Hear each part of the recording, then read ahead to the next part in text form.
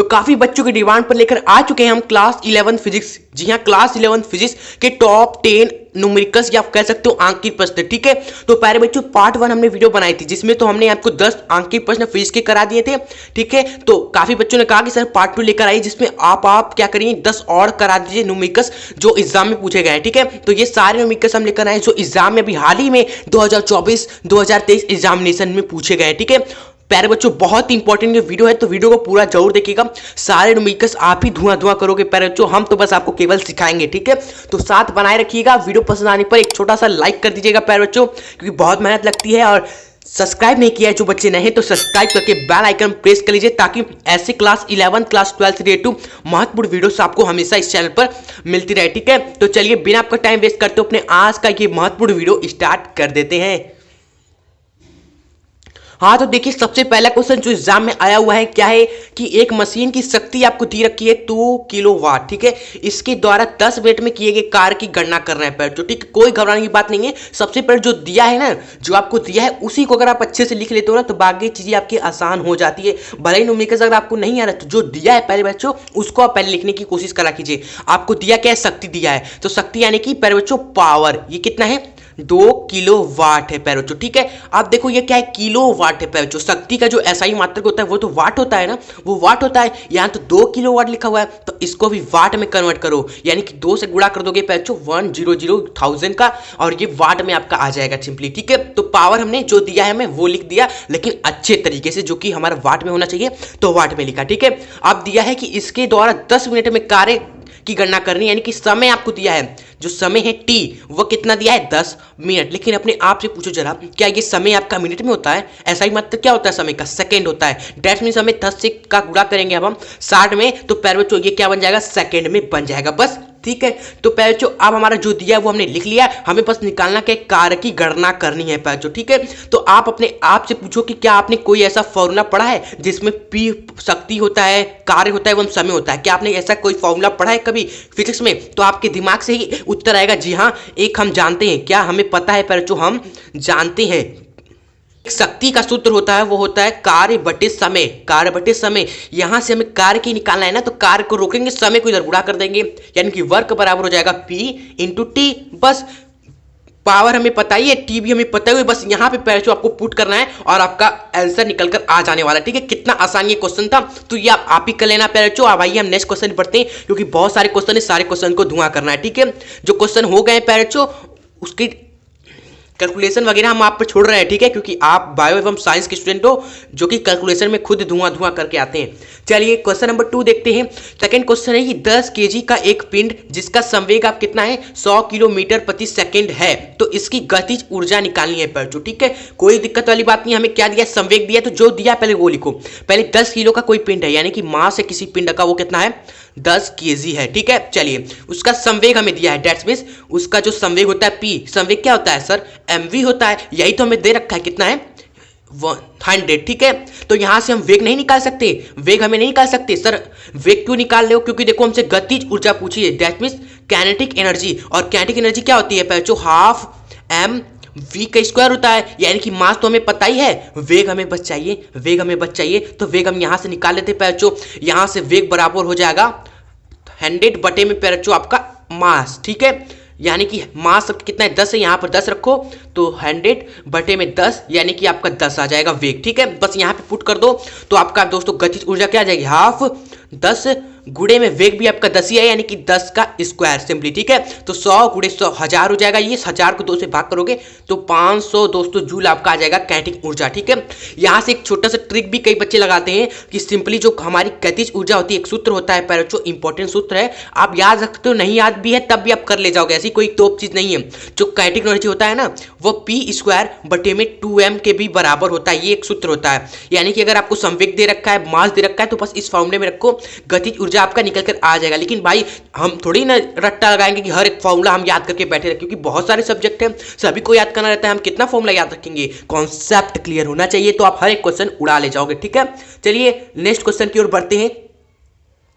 और एक third question है यहाँ पर कि 0.1 kg द्रव्यमान का एक पिंड है, इतना मीटर की त्रिज्या के वृत्ताकार मार्ग में घूम रहा है, तो इस अक्ष की परित जड़त्व आघूर्ण ज्ञात कीजिए बच्चों। ठीक है, तो आइए इसका फिगर बनाते हैं, क्योंकि भाई कोई वृत्ताकार मार्ग बनाना पड़ेगा, उसमें आपका क्या है, इतना kg द्रव्यमान का पिंड घूम रहा है। ठीक है, तो थोड़ा डायग्राम बना देते हैं जिससे एग्जामिनर पे थोड़ा अच्छा इंप्रेशन पड़े। ठीक है, नहीं भी बनाओगे तब भी चल जाएगा, लेकिन बना देते हैं यार। क्या रह रखा है, क्या है, आपका एक पिंड है यहाँ पर 0.1 kg का सिंपली। ठीक है, और ये क्या कर रहा है, वृत्ताकार का मार्ग में घूम रहा है और उसकी त्रिज्या कितनी है 0.5, यानी कि एक वृत्ताकार मार्ग है, इस तरह वृत्ताकार मार्ग है जिसकी त्रिज्या क्या है पैर जो आपकी 0.5 मीटर है, और इसमें पैर जो ये पिंड इस तरह घूम रहा है। ठीक है, और ये उसका काज क्या हो जाएगा, अक्ष हो जाएगा। ये सिंपली क्या हो जाएगा, उसका अक्ष हो जाएगा, जिस अक्ष के परित हो, जिस अक्ष के चारों तरफ वो घूम रहा है सिंपली। ठीक है, तो जड़त्व आघूर्ण हमसे पूछा है। ठीक है, आपको फॉर्मूला पता होना चाहिए। जड़त्व आघूर्ण को आई से डिनोट करते हैं। आई आपका क्या होता है, mr का स्क्वायर होता है। हमने पहले वीडियोस में भी डिस्कस किया है जड़त्व आघूर्ण के बारे में। ठीक है, तो पैचो बस यही फॉर्मूला लगाइए, आंसर निकाल लीजिए। ठीक है, चलिए मास आपका है कितना, 0.1 kg का है, तो 0.1 रख देंगे यहाँ पर, तो 0.1 रख दिया। त्रिज्या आपकी कितनी है 0.5 है, तो 0.5 का यहाँ पर स्क्वायर कर दिया। ओके, तो इसका आप ऐसा ही मल्टीप्लाई करोगे तो 0.025 पैर जो आपका आ जाएगा जड़त्व आघूर्ण सिंपली। ठीक है, अब कई बच्चे बस इतना ही लिख कर आ जाते हैं, लेकिन यार मात्रक कौन लिखेगा, मात्रक कौन लिखेगा, यही मात्रक आप नहीं लिखोगे एग्जामिनर नंबर काट लेगा। ठीक है, तो ऐसा ही मात्रक निकालना तो हमने आपको सिखा रखा है ना, क्या याद करना पड़ेगा आपको। यहाँ पर फॉर्मूला में क्या है, मास है, मास का क्या होता है, केजी होता है, तो केजी लिखो। यहाँ पर मीटर होता है दोस्तों त्रिज्या का, तो मीटर का स्क्वायर केजी मीटर स्क्वायर हो जाएगा, इसका ऐसा ही मात्रक। ठीक है, तो याद करना बिल्कुल भी नहीं है। हमने दोस्तों सारे लेक्चर्स दिए हैं फिजिक्स एवं केमिस्ट्री के, सारे इंपॉर्टेंट कॉन्सेप्ट की एक एक वीडियो बना रखी है, बस आप प्लेलिस्ट में जाइए, हर एक चीज सीखिए आराम से। ठीक है, चलिए नेक्स्ट क्वेश्चन की ओर बढ़ते हैं। ठीक है, one of the most important, most popular and most दोस्तों टॉप एंड टॉप क्वेश्चन है ये यहां पर आपके सामने कि महा इंपॉर्टेंट ये क्वेश्चन है। काफी बच्चे इसको छोड़ के आ गए थे। ठीक है, काफी बच्चे इसको छोड़ के आ गए थे, एग्जाम में आया हुआ था ये क्वेश्चन जो कि महा इंपॉर्टेंट है। बस एक छोटा सा फॉर्मूला लगना था, काफी बच्चे समझे नहीं पाए कि क्या है, क्या करे, छोड़ते रहे इसको।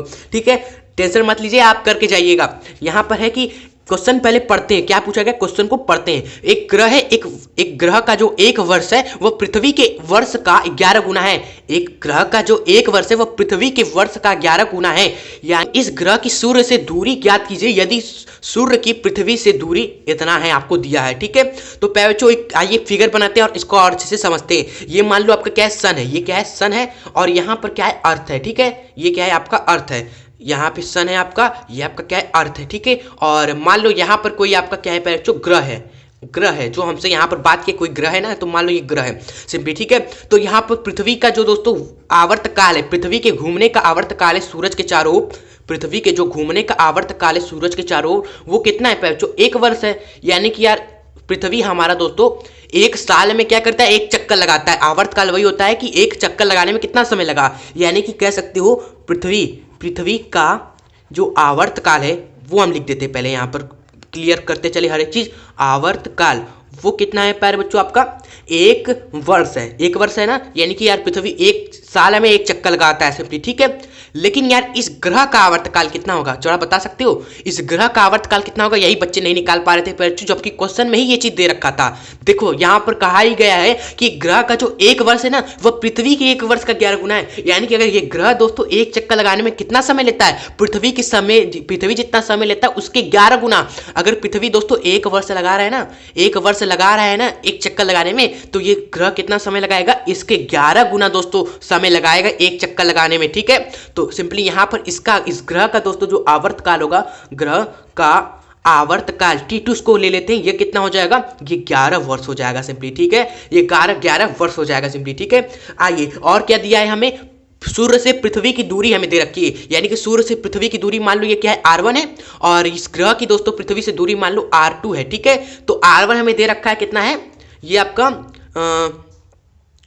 1.5 इंटू 10 की पावर 11 दे रखा है सिंपली। ठीक है, हमें पूछा क्या है प्यारे बच्चों कि इस ग्रह से सूर्य की दूरी ज्ञात करना है, ग्रह की सूर्य से दूरी ज्ञात करना है, ग्रह सूर्य से कितना दूरी है, बहुत इंपॉर्टेंट क्वेश्चन है, ध्यान दीजिएगा कैसे हम सॉल्व करेंगे इसको। ठीक है, चलिए ये R2 हमें फाइंड करना है, ग्रह सूर्य से कितना दूरी पर है यही हमें निकालना है। ओके, चलिए तो अब हम क्या करेंगे यहाँ पर बच्चों, यहाँ पर बस आपको एक फॉर्मूला लगेगा, बस सारा क्वेश्चन निपट जाएगा, जो कि है केपलर का दोस्तों तृतीय नियम, केपलर की तीनों नियम हमने पढ़ाए थे, जिसमें तृतीय नियम में हमने आपको एक चीज बताया था कि कोई भी ग्रह का दोस्तों जो आवर्तकाल होता है, थर्ड इक्वेशन पैर जो केपलर का है, केपलर के तीसरे समीकरण से पैर क्या कहता है कि किसी भी ग्रह का जो आवर्तकाल होता है उसका वर्ग समानुपाती होता है उसके दूरी के क्यूब के। यही हमारा दोस्तों क्या कहता है केपलर का नियम। दैट मीन्स इसको आप इस तरह भी लिख सकते हो पैचो, अगर दो ग्रह की बात हो ना तो इसको आप लिख सकते हो T1 अपॉन में T2 का स्क्वायर बराबर होता है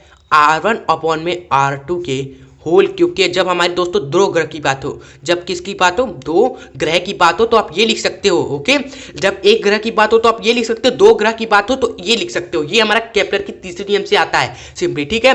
तो यहाँ पर बस इसी का यूज करना है पैचो। T1 हमें पता है क्या है, T1 हमें पता है पैचो 1 वर्ष, T2 हमें पता है 11 वर्ष, R1 हमें पता है पैचो R2 निकालना है, तो यहाँ से R2 का ही मान आ जाएगा पैचो, ठीक है। तो यहाँ से हम क्या कर सकते हैं, यहाँ से T1 का मान रख देते हैं पैचो 1 वर्ष जो हमारा था, T2 का जो मान रख देते हैं वो 11 वर्ष है, इसका होल स्क्वायर पा रहे बच्चों, ठीक है। और ये क्यूब को इधर लेकर आ जाते हैं, क्यूब को जैसे इधर लेकर आ जाएंगे भाई, यहाँ पर इसके सर पे ताज बना हुआ है, यहाँ पर पैचो गुलाम बन जाएगा, यानी कि इसके नीचे आ जाएगा सिंपली, ठीक है। चलिए, ये आपको पता है ना कि यार छोटा सा फिजिक्स का कैलकुलेशन ही है कि अगर मान लो 2 की पावर आपका क्या है स्क्वायर है, ये बराबर है x के, तो भाई इसको अगर स्क्वायर को हटाओगे तो ये 2 क्या हो जाता है, 2 बराबर हो जाता है x की पट्टे में 1/2। ये 2 इसके दोस्तों एक के एक खाते नीचे आ जाता है 2। इसी तरह यहाँ पर क्यूब है ना, तो क्यूब आपका इधर लेकर आएंगे तो ये 2 के नीचे आ जाएगा, इसका गुलाम बन जाएगा ये 3, ठीक है। आगे करेंगे पैचो R1 बटे में R2 सिंपली, ठीक है। चलिए आगे सॉल्व करेंगे तो यहाँ से आपका आ जाएगा कि 1/11 के पावर में 2/3 बराबर हो जाएगा R1 का मान हमें दे रखा है 1.5 इंटू 10 की पावर 11 बटे में R2। बस यहाँ से R2 का मान आप निकाल लोगे पैचो, R2 का मान आप आसानी से निकाल लोगे। सर कैसे निकालोगे, यहाँ पर देखो 11 की पावर में 2/3, इसका जो वैल्यू है ना ये क्वेश्चन की शुरुआत में ही दे रखा था, क्या दे रखा था 4.94, ओके 4.94, ओके। तो बस यहाँ पे आप ये क्या रखो, ये वैल्यू रख दो यहाँ पर, फिर इसको इधर गुणा कर दो, इसको इधर गुणा कर दो, आपका आंसर आ जाएगा सिंपली, ठीक है। जगह कम है तो हम कर देते हैं, ऐसी कोई दिक्कत वाली बात नहीं है। बाकी हमने जो मेन कॉन्सेप्ट था वो समझा दिया, ओके। चलिए इसको नोट कर लीजिएगा, इंपॉर्टेंट क्वेश्चन था। आइए 5th क्वेश्चन की ओर बढ़ते हैं। 5वां क्वेश्चन है कि पृथ्वी के केंद्र से 6.7 इंटू 10 की पावर 10 मीटर की दूरी पर स्थित 100 किलो द्रव्यमान का एक पिंड की गुरुत्वीय स्थिति ऊर्जा निकालिए सिंपली, ठीक है। तो देखो गुरुत्वीय स्थिति ऊर्जा का अगर आपको सूत्र पता है तो ये क्वेश्चन आपके लिए आसान है। जो गुरुत्वीय स्थिति ऊर्जा होती है, गुरुत्वीय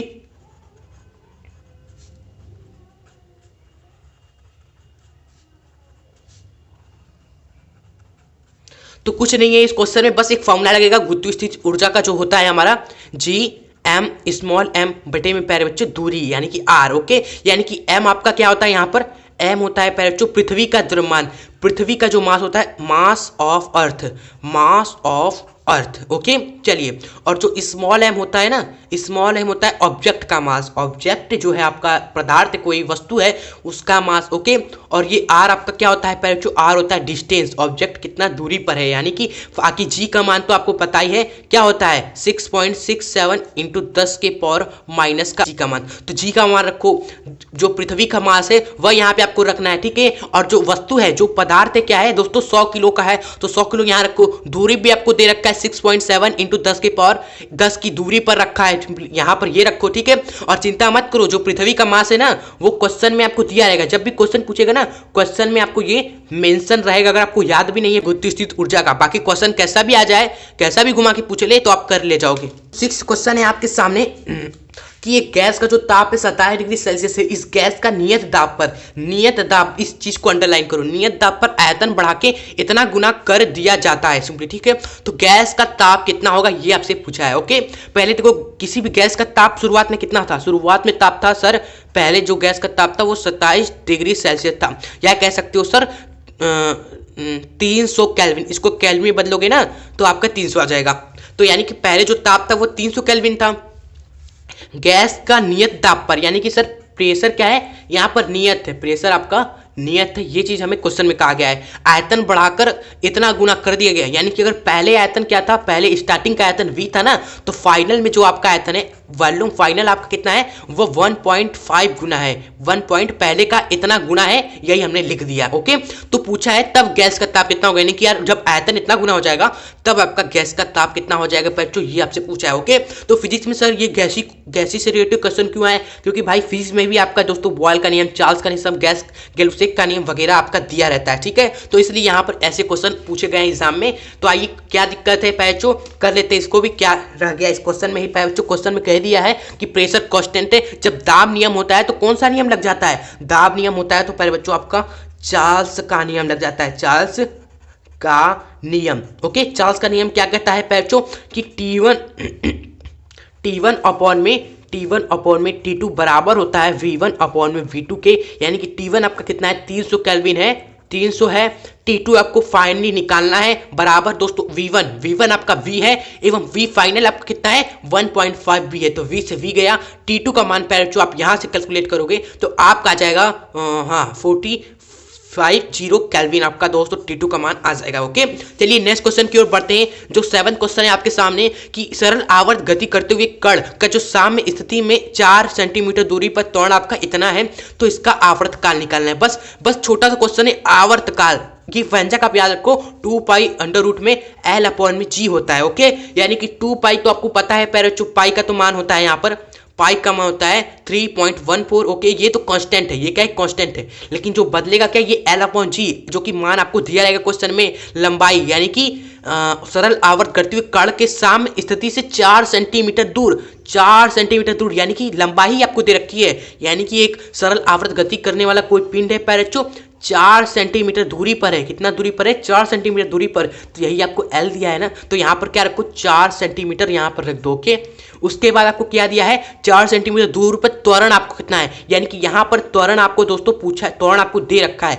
यानी कि यहाँ पर G जो इफेक्टिव होता है, G आपका इफेक्टिव होता है, हर जगह आपका G 9.8 नहीं होगा, लेकिन वहां पर सरल आवर्त गति में G आपका इफेक्टिव रखाता है, जो क्वेश्चन में दिया रहेगा आपको। G का मान है 60 सेंटीमीटर पर सेकेंड स्क्वायर, तो यहाँ पर रख दो। ओके, चलिए इसको सॉल्व करेंगे तो यहाँ पर आपका आ जाएगा 2 पाई का मान हो जाएगा 6.28 अंडर रूट में पैरेचो 1/4, ये कटेगा तो 1/4 बनेगा। इसको सॉल्व करोगे तो पैरेचो वापस आपका 3.14 आ जाएगा, क्योंकि आपको पता है ये क्या बन जाएगा, ये चीज हो जाएगा पैरेचो 6.28 अपॉन में दोस्तों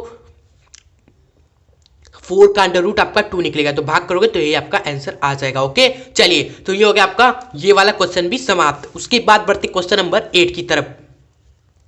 तो क्वेश्चन नंबर 8 है पैरेचो, देखिए वीडियो अगर पसंद आ रही हो तो एक छोटा सा लाइक अवश्य करिएगा, और जो बच्चे नए हैं तो रिक्वेस्ट है उनसे कि सब्सक्राइब जरूर करें हमारे चैनल को, और ज़्यादा से ज़्यादा बच्चों को हमारे साथ जोड़ने का प्रयास करें। ठीक है, 8वां क्वेश्चन है, यदि एक निकाय है 40 जूल कार्य करती है तो वह 100 जूल ऊर्जा मुक्त करती है, यानी कि वस्तु ने क्या कितना कार्य किया 40 जूल कार्य किया, ऊर्जा दी, 100 जूल की ऊर्जा उसने क्या की मुक्त की, यानी कि जो एनर्जी है, जो ऊर्जा है बच्चों वो कितना मुक्त की उसने 100 जूल की उसने व्यक्त की, मुक्त कर दी सिंपली। ठीक है, उसके बाद पूछा है कि आंतरिक ऊर्जा में परिवर्तन आपसे पूछा है सिंपली, यानी कि डेल्टा यू पूछा है, तो यहाँ पर पैचो क्या लगेगा उष्मागतिकी का प्रथम नियम लगेगा, जो फर्स्ट इक्वेशन है पैचो उष्मागतिकी का, किस गतिकी का भाई उष्मागतिकी का, जो कि हमारा होता है किसी भी वस्तु को अगर हम Q उष्मा देते हैं तो ये क्या कर लेता है कुछ कार्य कर लेता है या फिर अपना दोस्तों भाव बढ़ा लेता है, यही होता है ना दोस्तों उष्मागतिकी का प्रथम नियम, यानी कि डेल्टा Q अब किसके बराबर हो जाएगा पैरेचो आपका यहाँ पर कुछ कार्य के एवं आंतरिक ऊर्जा में परिवर्तन के। ओके, बस यहाँ से पैचो यही हमें फाइंड करना है, तो इसका मान आप निकाल दे, बाकी इन दोनों का मान क्वेश्चन में दे रखा है। ओके, चलिए तो यहाँ पर लगते हैं, यहाँ पर ये है 100 जूल, ये है आपका 40 जूल एवं प्लस का ये आपका डेल्टा यू, तो यहाँ से डेल्टा यू का मान आपका कितना आ गया 60 जूल आ गया, ये आपका आंसर हो जाएगा। ओके, चलिए आइए नेक्स्ट क्वेश्चन की ओर बढ़ते हैं। 9th क्वेश्चन है पैचो। ठीक है, 9th क्वेश्चन क्या कह रहा है कि यदि किसी गैसीय निकाय पर 10 एटीएम का दाब लगाकर उसका आयतन 100 लीटर से 5 लीटर कर दिया गया, यानी कि अगर आपका कोई गैसीय निकाय है, ठीक है, ये गैस भरा है, ठीक है, इसमें हमने क्या किया इस पे दाब लगा दिया, जैसे ही हमने प्रेशर लगाया कितना 10 एटीएम का, तो ये जो गैसीय निकाय का जो आयतन है ना, पहले कितना था 10 लीटर था, अब कितना हो गया ना 5 लीटर हो गया, यानी कि जो आयतन में परिवर्तन है आयतन में परिवर्तन कितना है यहाँ पर दोस्तों 10 लीटर से 5 लीटर हो गया, यानी कि दोस्तों 5 लीटर हमने क्या किया, उसको आयतन कम कर दिया। और हमने दाब कितना लगाया, दाब सर आपने लगाया 10 एटीएम का, ठीक है। तो कार्य पूछा है ना, तो पहले तो यहाँ पर उष्मागतिकी में कार्य का जो फॉर्मूला होता है ना, उष्मागतिकी में जो भी आप वर्क करते हो ये सिंपली पी डेल्टा वी से आप निकालते हो, यानी कि कितना आपने दाब लगाया और कितना वॉल्यूम में परिवर्तन हुआ, बस इन्हीं दोनों का मल्टीप्लाई किया जाता है, ठीक है। तो प्रेशर हमने लगाया 10 एटीएम एवं ऊर्जा में परिवर्तन हुआ कितना, एवं आयतन में जो परिवर्तन हुआ 5 लीटर का हुआ। तो ये आपका आ जाएगा कार्य पैचो कितना 50 एटीएम लीटर। ओके, ये एटीएम लीटर इसका मात्रक क्यों आया, क्योंकि देखो दाब एटीएम में है एवं आयतन क्या है लीटर में है, तो एटीएम लीटर इसका मात्रक आया दोस्तों, ठीक है। कई बार एग्जाम में पूछता है ना कि जूल में बताओ, एग्जाम में पूछता है ना कार्य की गणना करो जूल में, जूल में कितना होगा ये आप हमें बताओ। तो जूल में जब भी आप पूछे ना, जब भी आपसे पूछे जूल में बताओ, यानी कि एटीएम लीटर को जूल में बदलना है, तो क्या करना है, बस आपको इस 50 को मल्टीप्लाई कर देना 101 से, तो जो भी आपका आएगा पैचो 0550, ठीक है। इतना जूल आपका जूल जो आएगा ना वो आपका जूल में हो जाएगा। ये जैसे ही आप 101 से मल्टीप्लाई करोगे ना तो ये एटीएम लीटर आपका जूल में बदल जाएगा, फिर ये फाइनल आपका आंसर हो जाएगा, ठीक है। तो याद रखिए जूल में बदलना रहेगा तो एटीएम लीटर को जूल में बदलना रहेगा तो 101 से मल्टीप्लाई करते हैं, ओके। बाकी ये फॉर्मूला याद रखिएगा। तो चलिए इस पूरे वीडियो का एवं लास्ट एंड फाइनल क्वेश्चन देखते हैं क्या है। तो प्यारे बच्चों जितने भी क्वेश्चन हमसे एग्जाम में पूछे गए तो हमने सब करा दिए। अब ये 10वां क्वेश्चन बच्चों अब आपको खुद से पूछना है कि क्या आप प्रैक्टिस कर रहे हो, क्या हम जो आपको क्वेश्चन करा रहे हैं क्या उन क्वेश्चन को नोट कर रहे हो, या खुद से एक बार दोस्तों सॉल्यूशन छुपा कर ट्राई कर रहे हो उसको सॉल्व करने का। तो ये क्वेश्चन आपको अब पूछना है, क्योंकि आप एग्जाम दोस्तों नजदीक है, या एग्जाम दोस्तों आपको ही देना है। वो क्वेश्चन करा है पार्ट 1 एवं पार्ट 2 फिजिक्स के न्यूमेरिकल्स में, तो वो क्वेश्चन आप एक बार खुद से भी ट्राई करिएगा बच्चों। ये क्वेश्चन आपको पूछना है कि आप कर रहे हो कि नहीं, ठीक है। और प्रैक्टिस करिएगा बच्चों, क्योंकि 1 से 2-3 न्यूमेरिकल एग्जाम में फंसते ही है बच्चों, जो कि आपको 10 से 15 नंबर दिलाते जाते हो। तो बच्चों आपको एक बार खुद से भी ट्राई जरूर करना है कि ये 10वां क्वेश्चन आपसे खुद से पूछना है, ठीक है। चलिए वीडियो को विदा लेते हैं, लास्ट करते हैं यहीं पर वीडियो खत्म। वीडियो अच्छी लगी तो लाइक करके जाइएगा, सब्सक्राइब नहीं किया हमारे चैनल को तो सब्सक्राइब करके प्रेस करिए बेल आइकन को, क्योंकि जब तक आप बेल आइकन प्रेस नहीं करेंगे ना आपको कोई भी वीडियो का नोटिफिकेशन नहीं आने वाला। तो प्रेस करिए बेल आइकन को। और अगर आपने किसी भी एक वीडियो को, इस वीडियो को किसी भी एक स्टूडेंट को जरूर से जरूर आपको शेयर करना है, समझ लीजिए हमारी मेहनत का दोस्तों सफल हो जाएगी अगर आप किसी भी एक इंसान को, एक व्यक्ति को शेयर करते हो, ठीक है। तो एक व्यक्ति को, एक पर्सन को, जो भी आपका दोस्त मित्र यार है उसको इस वीडियो को जरूर शेयर करेगा। बच्चों आपके एग्जाम के लिए हम तैयारी से दुआ करेंगे कि आप बच्चों पूरा नंबर स्कोर करो बच्चों, ठीक है। मेहनत भी आपको करना है। चलिए ज़्यादा टाइम आपका नहीं लेते हैं, वीडियो को अब यहीं पर एंड करते हैं और जाने से पहले यही कहेंगे आपके एग्जाम के लिए आप सभी को बेस्ट ऑफ लक।